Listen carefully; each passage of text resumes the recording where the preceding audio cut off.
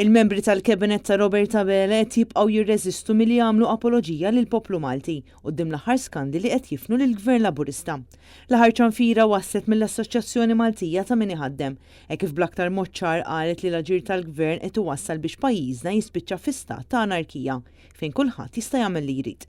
L-MEA b'mod saħħtu kkundannat l-aħħar skandli li qed jaffaċċja l-Gvern dawk tal-frodi mill-benefiċċji soċjali kif ukoll ir-rekit tal-liċenzji tas-sewqan.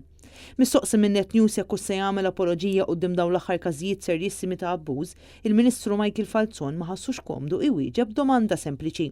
Naħseb li nirrispondikom. Effettivament anka tant isni bħas-song tal-Vice President, I'm always on your mind. U pressat mill-mistoqsijiet tagħna Falzon reġa' ħarab milli jwieġeb. M'għandix aktar kummenti. Tista' tagħmel apoloġija ġifieri. M'għandix kummenti. Aktar kmieni din il-ġimgħa Net News taqsa lill Prim Ministru jekk se jagħmel apoloġija għal dan kollu, kif qed tappellaru l-MEA. Babela għamilha ċara li mhux se jkun qed jiskuża ruħu. Ħadd titlob apoloġija għal dak li seħħ.